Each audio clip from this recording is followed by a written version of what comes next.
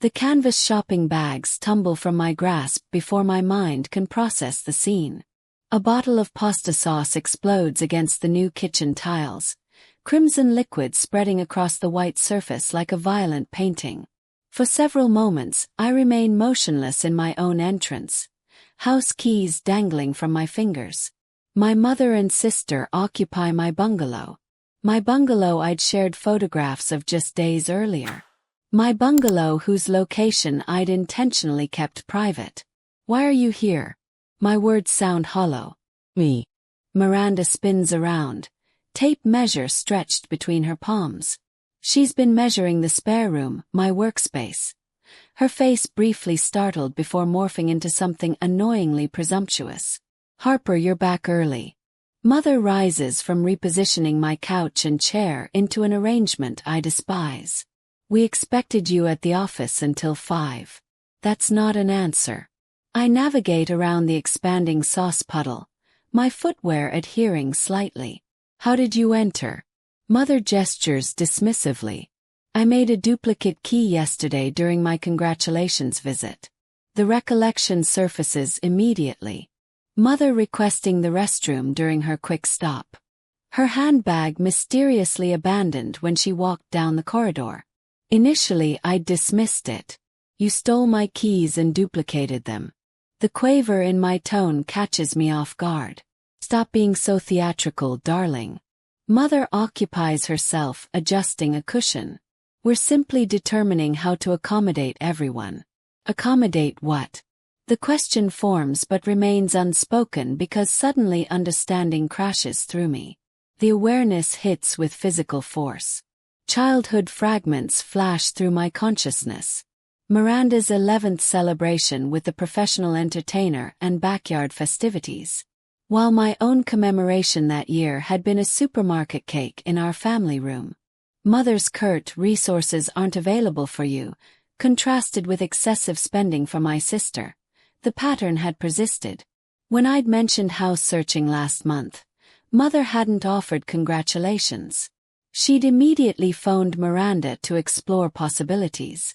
This is my residence, I state. Each syllable frozen. Not yours, not ours. I approach Miranda and extract the duplicate key from her fidgeting fingers. Her grip tightens reflexively, then releases.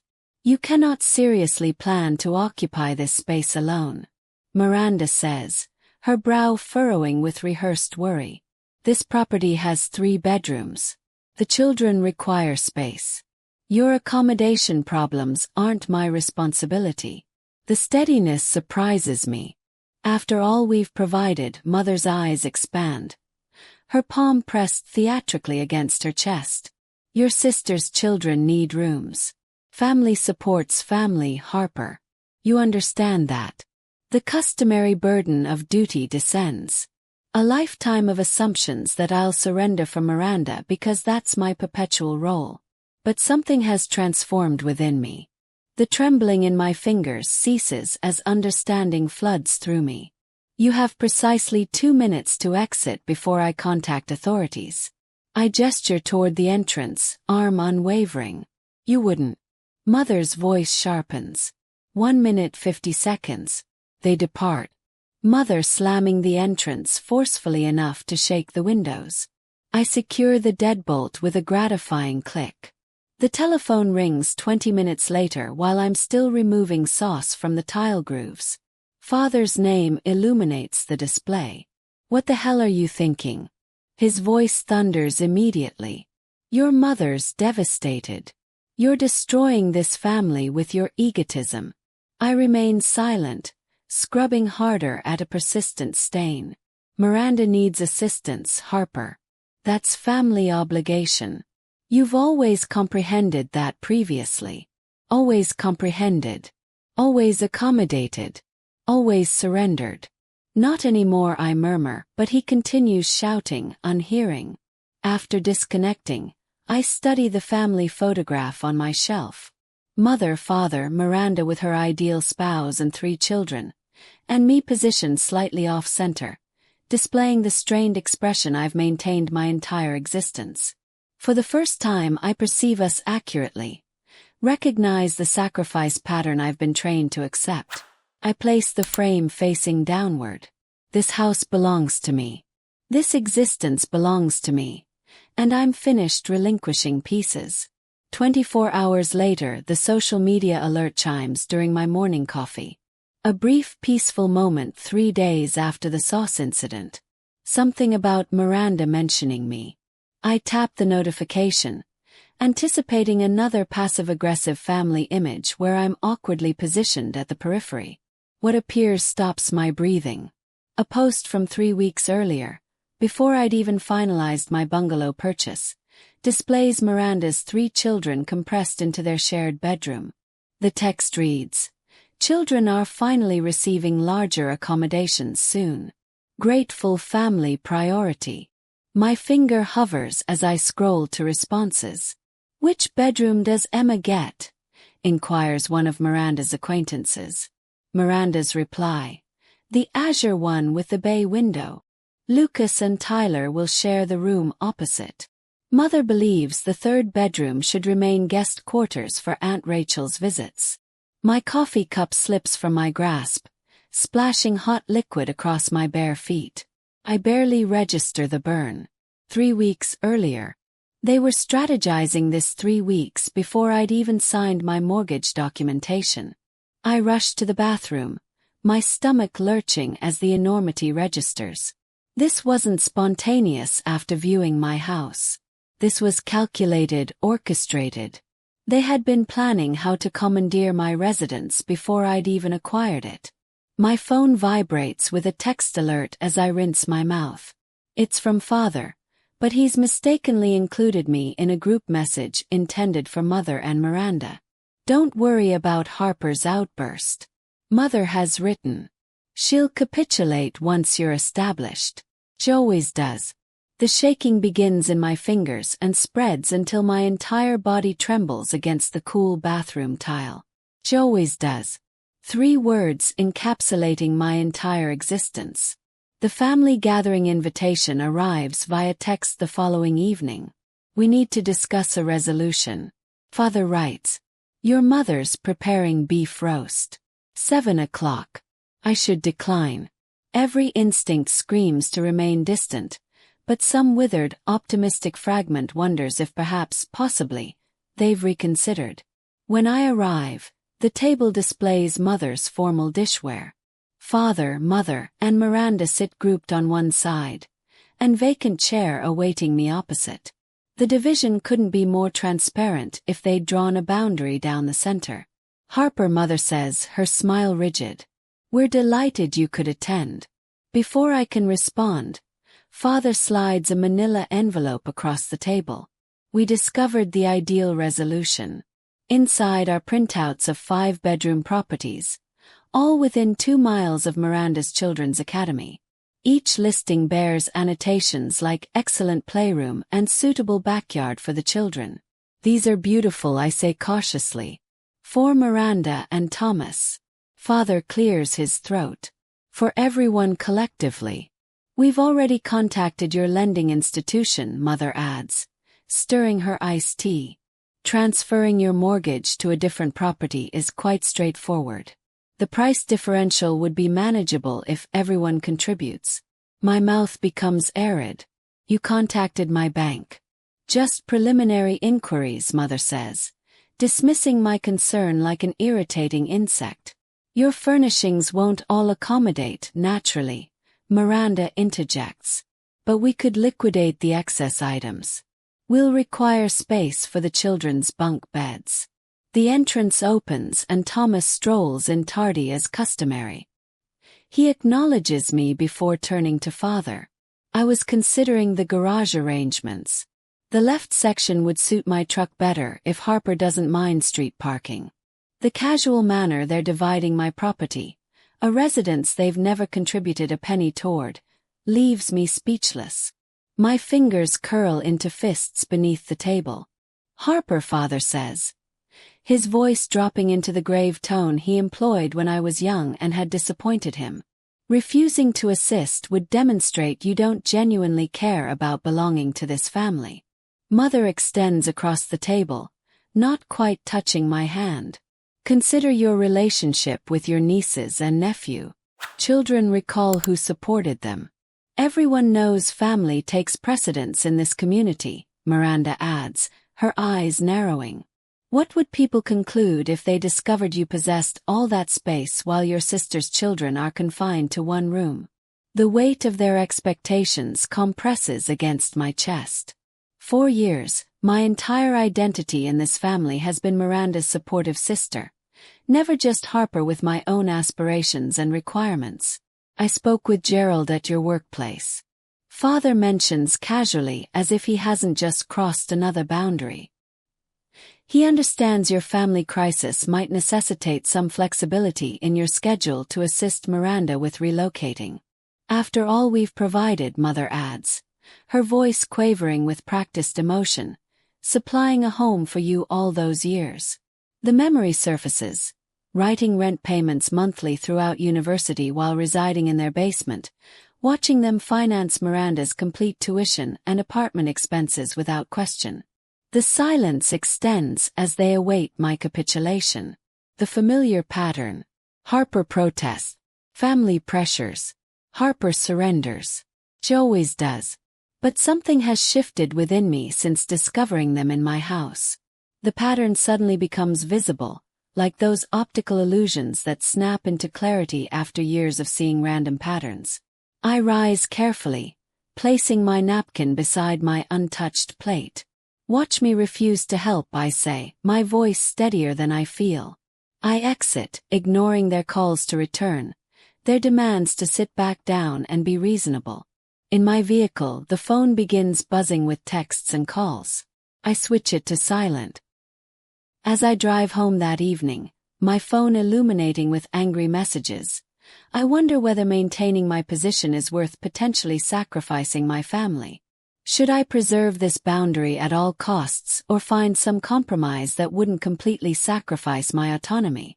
The house belonged to me, but was total separation the only method to protect it? The thought of compromise flickers and extinguishes as I recall the social media post. They never intended to request. They planned to seize. Some boundaries cannot be partial. Sometimes the only protection is a barrier. 3 days following the gathering ambush, alerts ping my phone like tiny explosions. Each one jolts me from whatever momentary tranquility I've managed to find. I make the error of viewing Miranda's latest social media post. Her children squeezed onto a pull-out sofa, faces arranged in exaggerated sadness. The caption reads, "When family abandonment means your kids don't have adequate bedrooms. Family priority. Unless you're egotistical, apparently." My stomach twists as I scroll through the sympathetic responses. People I've known since childhood offer prayers and encouragement. 3 different congregation members promise to speak with me about Christian family principles. My finger hovers over the reply button, but what could I possibly express that wouldn't ignite this situation? My phone buzzes with a text from Mrs. Henderson, my 3rd grade instructor. "Your mother showed me pictures of your gorgeous home. So much room for just one person.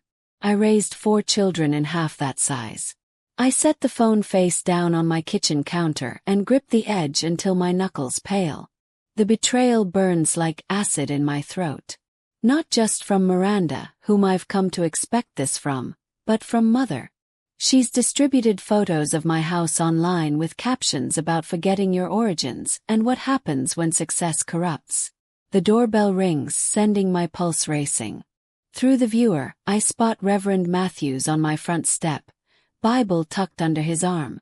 This isn't coincidental. This is a coordinated offensive. "I'm sorry, I'm not available for visitors today." Call through the entrance.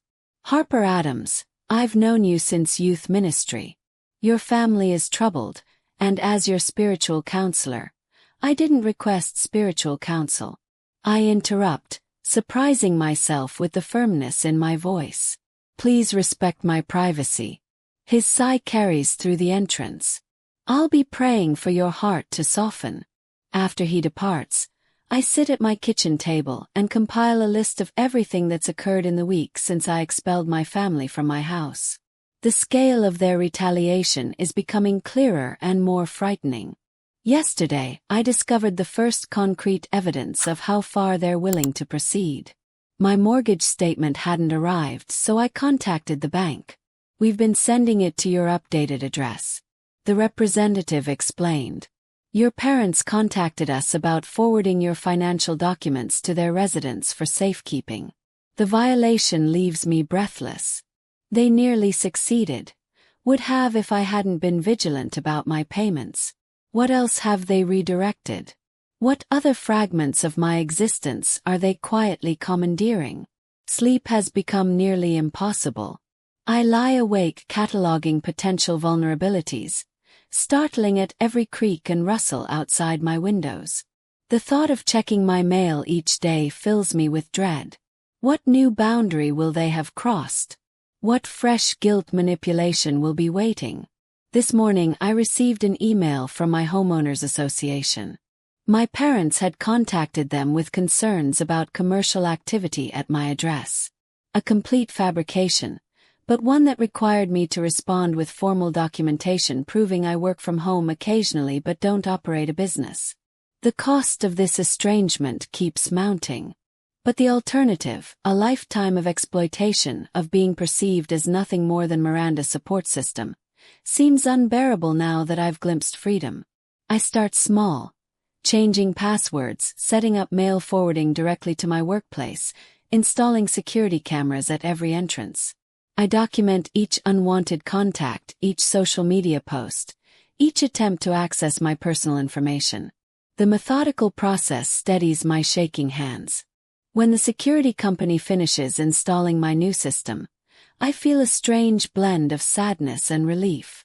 My residence, the place that was supposed to represent my independence, now resembles a fortress.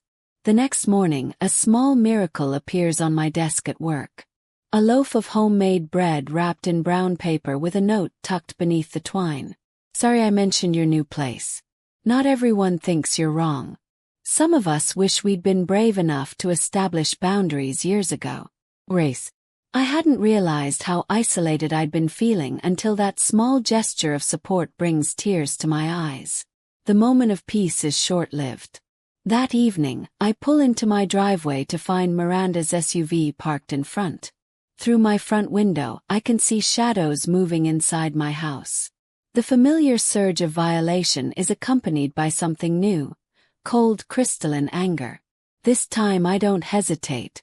I call the police from my vehicle, watching as neighbors peek from behind curtains at the unfolding drama.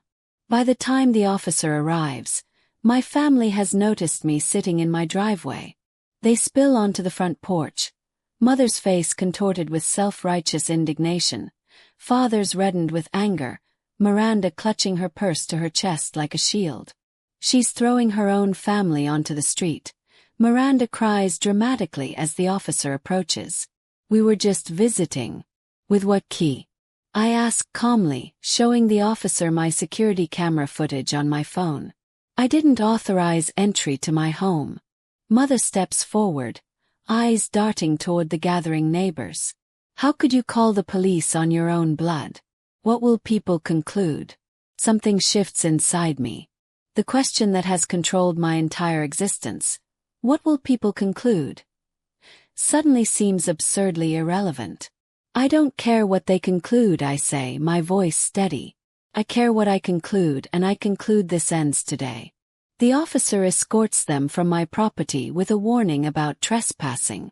As they drive away, I realize something profound. I've spent my entire existence afraid of disappointing my family, measuring my worth by their approval. But I've never considered how consistently they've disappointed me.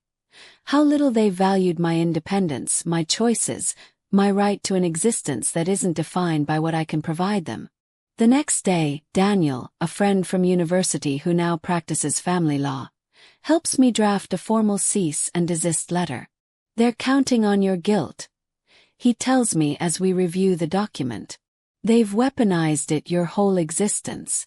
When Miranda appears at my workplace the following week, her eyes swollen from theatrical crying. My co-workers form an unexpected protective barrier. Grace intercepts her at the front desk. 2 others happen to join me for lunch when Miranda tries to ambush me in the parking lot. The contrast is stark. These people who owe me nothing respect my boundaries without question, while my family, who should protect me, tramples every line I draw. With each day, I find my voice growing stronger. No becomes easier to express. This doesn't work for me rolls off my tongue without apology. The words I've made my decision no longer feel like a betrayal. At home, I change all the locks, upgrade my security system with entrance cameras that send alerts to my phone. I gather financial records, text messages, social media posts, a paper trail documenting years of exploitation. The folder grows thick with evidence I hope never to need but feel safer possessing. The notification appears on my phone while I'm in a meeting 2 days later. The doorbell camera shows my mother on my front step, trying a key in my lock while glancing nervously over her shoulder. The key doesn't work. I've changed the locks twice since the last confrontation. Her expression darkens as she tries again, then reaches into her purse for what appears to be another key. My heart pounds as I watch the footage. This isn't over. This is just beginning. I spend my Sunday afternoon assembling evidence like puzzle pieces on my dining room table. Every trespass, every manipulation, every lie documented with military precision. The security camera footage plays on my laptop, showing Mother trying 3 different keys in my front entrance yesterday while I was at work. I add the timestamp to my spreadsheet and feel a curl of satisfaction rather than the usual guilt. This looks comprehensive, Daniel says, adjusting his reading glasses as he reviews my documentation. My lawyer friend has squeezed me into his Sunday, bringing the scent of coffee and legal pads into my living room. The cease and desist letter should be ready tomorrow. Will you be okay delivering it yourself? I need to do this myself. I add the mortgage company's call recording to a labeled folder. The representative's voice still rings in my ears. We spoke with someone claiming to be your mother about transferring your mortgage to another property. We informed her this wasn't possible without your direct authorization. My therapist Rachel's advice guides my hand as I organize everything. Document, don't engage. Facts, not emotions. Boundaries, not arguments. Monday morning, I place the certified letter in my mother's hands. She doesn't open it, just stares at me with wounded eyes as if I've betrayed her by protecting myself. You'll regret this, she whispers, but takes the envelope. 3 days pass in blessed silence. No calls, no texts, no unexpected visits. I sleep through the night for the first time in weeks. Thursday brings the inevitable escalation. I'm reviewing code at my desk when Grace from accounting appears at my cubicle, eyes wide. Your parents are in the lobby, she whispers. They told reception your sister was in an accident and they need you immediately. Cold dread washes through me until I spot the text from Miranda complaining about her kids' school lunches. Timestamped 2 minutes ago. I find my parents arguing with our receptionist. Mother dabbing at dry eyes with a tissue while father demands I be brought out immediately. Family emergency. He barks at the young man behind the desk. Her sister's been hurt. I just texted with Miranda, I say, stepping into view. My voice remains steady despite the tremor in my hands. He's fine. Mother drops the tissue. Harper, thank goodness. We've been so worried. Miss Adams, my supervisor, appears beside me. Her expression carefully neutral. Is everything all right? Father attempts his charming smile. Family matter. We'll just borrow Harper for a bit. My family appears to be lying about a medical emergency to disrupt my workday. I tell my supervisor loud enough for the entire reception area to hear. I apologize for the disturbance. Security escorts them out while I return to my desk, ignoring the stares. That evening, I discover Miranda's latest attack, a crowdfunding page titled Housing Crisis. Help my children have a home with my photo prominently featured.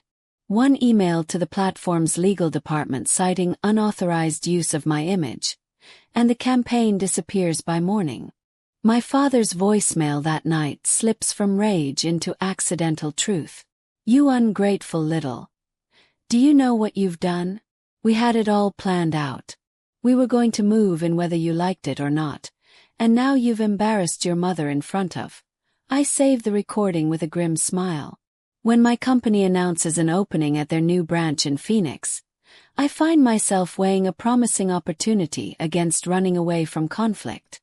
Would relocating mean letting them win? Or was it my chance for a fresh start beyond their reach? My support system rallies around me like a protective wall. Daniel sends a formal warning to my family, outlining the legal consequences of continued harassment. Rachel helps me craft responses that stay firmly factual without engaging their emotional bait. My supervisor offers flexible hours during what she calls this transitional period. Her eyes knowing but never pitying. Your house needs better security, says Jennifer, my realtor friend, walking the perimeter of my property. Motion sensing lights here and reinforce this back entrance. I'd expected to feel alone in this fight. Instead, I've discovered allies I never realized I had. People who value my boundaries and recognize my family's toxicity. The tide begins to turn. Aunt Catherine calls to ask hesitantly about the other side of the story. Cousin David messages that he doesn't think it's right what they're asking. Even Miranda's perfect social media campaign backfires when friends comment, "Why can't you and Thomas support your own family? And isn't Harper single? Why should she house your kids?" Their facade is cracking, revealing the selfishness beneath. The job offer letter arrives in my email Friday afternoon. Phoenix branch manager glows on my screen like a beacon. Something loosens in my chest. Possibility perhaps, or freedom. For the first time in weeks, I smile without reservation. A week later at home, the blueberry pie sits on my kitchen counter like a violet trap. Mother stands beside it, fingers tapping against the granite in a rhythm I've known since childhood. The beat of her impatience when I'm not immediately agreeing to her plans. "It's your favorite," she says, though blueberry has always been Miranda's preference, not mine. I've corrected her on this fact at least 20 times over the years. Her eyes keep darting to the security camera mounted near my entryway. The blinking red light seems to make her nervous, which gives me a small measure of satisfaction. "I think we got off on the wrong foot with all this," Mother says, her voice unnaturally pleasant. She's rehearsed this. I can tell by the way she keeps shifting her weight from one foot to the other, the way she did before parent-teacher conferences when I was young. "Your father and I have been thinking, and we've come up with the perfect compromise." "I wasn't aware we were negotiating," I say, keeping my distance. The kitchen island between us feels like necessary protection. Mother pulls a folder from her oversized purse. "We found some lovely properties just 15 minutes from here. 5 bedrooms, plenty of space." She slides several glossy listings toward me. "You sell this cottage. We all move into one of these. There's even a mother-in-law suite for Miranda's family." I flip through the listings, noting the prices that are triple what my cottage cost. "And how exactly would this work financially?" "Well, you'd get the master bedroom, of course." She smiles as if offering me a tremendous gift. "We've already toured 3 of them." The realtor was very accommodating when we explained the situation. "You toured houses in my name." The calm in my voice surprises even me. Mother waves dismissively. We needed to move quickly. "The Patterson's daughter is also looking in that neighborhood." She leans forward, voice dropping. "Listen, Harper, if you're going to be difficult about this, we can always contest the ownership. You couldn't possibly have afforded this place without family help." Family help. The words taste bitter. "You mean the full rent I paid while living at home during university? Or perhaps you're referring to the student loans I'm still paying off while Miranda's education was fully funded." Mother's face hardens. "Don't be ungrateful. I walk to my office without responding and return with an envelope. I place it on the counter between us next to her untouched pie. What's this? She doesn't reach for it. It's a job offer from our company's new branch in Nevada. I push it toward her. I accepted it last week. Her hand freezes mid-tap. Nevada. I'm selling the cottage. I watch her face brighten before adding, and moving to Reno next month. The color drains from her face. But what about Miranda? Her housing situation is not my concern. I open a drawer and pull out a thick manila folder. I've been gathering some interesting documentation. I spread the contents across my counter. Financial records showing my paid rent throughout university alongside Miranda's fully funded education. Birthday expenditure comparisons showing the thousands spent on her celebrations versus the bare minimum for mine. Loan papers for the vehicles they purchased her while I saved for my used Toyota. What is this supposed to be? Mother's voice has lost its rehearsed quality. Evidence. I pull out my phone and tap the screen. And here's my security footage showing 17 unauthorized entry attempts on my property. Mother stares at the screen, watching herself and Miranda testing keys in my lock, peering through windows, even once bringing a locksmith who thankfully refused the job. I'm not running away, I say, gathering the papers. I'm running toward something better, an existence where I'm valued, not just useful. Your father will be furious, she whispers. But there's a new uncertainty in her voice. I'm counting on it. 3 days later, I arrive at my parents' house for what they've billed as a family meeting to resolve the housing situation. The driveway is full. My aunt's vehicle, my cousin's SUV, even my grandmother's ancient sedan. The gang's all here to witness my surrender. I take a deep breath before entering, folder tucked securely under my arm. The conversation in the living room halts when I step inside. Miranda sits on the couch between my parents, a united front. The extended family is arranged in a loose semicircle, an audience for the performance. There she is, father says, standing with a forced smile. We were just about to explain our resolution to everyone. Actually, I say, my voice carrying across the suddenly silent room. I have an announcement first. I place my folder on the coffee table and open it to reveal the listing for my cottage, complete with professional photographs and a bright red for sale banner across the top. My house goes on the market Monday, I say, and I've accepted a position with my company's Nevada branch. I'm moving next month. The silence stretches for 3 heartbeats before Miranda's shriek shatters it. But what about us? Where are we supposed to go? I meet her gaze steadily. The same place you've been living. The same place you'd still be if you hadn't tried to take what's mine. Father stands, face reddening. This is how you abandon your family after everything we've done for you. Everything you've done. I pull out copies of my documentation, passing them to my grandmother and aunt. Here's a record of what you've actually done. Different rules for different daughters, different support, different expectations. My aunt's eyes widen as she scans the papers. You made her pay rent during university while paying for Miranda's apartment. It built character, father snaps. But his confidence wavers as more family members begin examining the evidence. You should see the security footage, I add, loud enough for everyone to hear.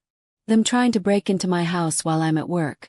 Calling my mortgage company pretending to be me, creating a crowdfunding campaign claiming I was in financial distress. Grandmother's hand covers her mouth. Is this true? My parents' silence is answer enough. As I drive home that evening, my phone buzzes with texts, not from my parents or Miranda, but from my aunt, my cousins, my grandmother. Words of support. Questions about whether they'd been misled about other family matters over the years. The beginning of cracks in the family mythology. 2 days later, my realtor calls with news that feels like both victory and farewell. You've got an offer already, she says. $25,000 over asking. Cash with a 30-day close. I'll take it, I tell her without hesitation. One more thing, she adds. Do you want to keep the spare keys or should I discard them? I think of all the keys that have been copied without my permission, all the boundaries crossed. Discard them, I say. I won't need them where I'm going. As I hang up, I hear whispers that my parents have already approached my cousin Timothy about his guest house. The cycle continues, but without me in it. I wonder briefly if any relationship with my family can be salvaged after I move, whether distance might actually make healing possible. But that's a question for another day. Today, I have boxes to pack and a new existence to build, one that's entirely my own. A year later, the morning sun streams through windows that have no curtains because I haven't decided what style I want yet. My furniture sits exactly where I placed it, not where someone else thought it should go. The wall beside my desk blooms with photographs. Me atop a mountain in Utah, shaking hands with the CEO after my promotion, standing proudly in front of this house on closing day. Not a single picture shows my family. My phone rests on the counter, its screen occasionally lighting up with notifications. A year ago, I would have lunged for it, heart racing at the possibility of another accusation or demand. Now, I glance at it with casual indifference. Unknown numbers route straight to voicemail, and several familiar ones too. Outside, through the kitchen window, my garden catches the morning light. Rows of basil, thyme, and rosemary. Herbs mother always claimed would overwhelm her delicate palate, thrive in neat beds. Brilliant orange marigolds border the walkway. Their pungent scent a childhood favorite I was never allowed to plant near the house. Too common, mother had said when I was 10. We're putting in roses instead. I bite into a fresh strawberry from my own patch and smile at the sweetness. The doorbell rings precisely at noon. Friends file in carrying gift bags and platters, their faces bright with genuine happiness to see me. No one has an agenda beyond celebration. "Happy birthday, Harper," calls Vanessa, my colleague-turned-friend, setting down a bakery box. "Peach pie as requested." "Not cake?" asks Andrew, another co-worker who's driven 2 hours to be here. "I've always preferred pie," I answer, the simple truth filling me with unexpected satisfaction. "Especially peach." For decades, I'd dutifully blown out candles on vanilla cake because Miranda loved it. Mother always said making 2 desserts was wasteful when we could share. Vanessa arranges candles on the pie while I pour wine into glasses, the stemware I chose because I liked it, not because it matched someone else's taste. "What should we toast to?" asks Maya, the neighbor who brought me homemade bread when I moved in. "To building homes, not just houses," I say, raising my glass. "And to the family we choose." The words settle warm in my chest as we clink glasses. On the wall near my entrance hangs a simple wooden key hook with just one key line. No spare hidden for emergencies. No copy held by anyone else. Later, after everyone leaves, I find myself thinking about Kevin, the new engineer at work. Yesterday, I spotted him shrinking into himself as our project manager dismissed his ideas. The familiar posture hit me like a punch to the gut, the same way I used to make myself smaller around my family. "Actually," I'd said, interrupting the manager, "Kevin's approach could save us significant testing time. Let's hear more." The surprise and gratitude in his eyes reminded me of my own reflection the day I finally stood up to my family. My phone buzzes with a text from Christopher, the landscape architect I've been seeing for a month. He respects my boundaries with a reverence that once would have felt foreign but now feels right. "Still on for hiking Saturday?" The message reads. I smile as I type back. "Absolutely." Before turning in, I scroll through my phone gallery and pause at an old family photo. Everyone grouped tightly together, me slightly out of frame as usual. After a moment's hesitation, I delete it and replace it with a picture of my front entrance painted the bold teal I'd always wanted. My cousin Beatrice texts occasionally now. Last week, my uncle called to check in. These tentative connections with extended family happen on my terms, with clear boundaries that they've learned to respect. As I settle into bed in my quiet house, I wonder whether complete separation from my parents and Miranda was necessary for healing, or if someday I could rebuild limited contact on my terms. What would you do? Maintain the distance that brought peace, or attempt to create a new, more balanced relationship from the ashes of the old? For tonight, I'm content with the existence I've built.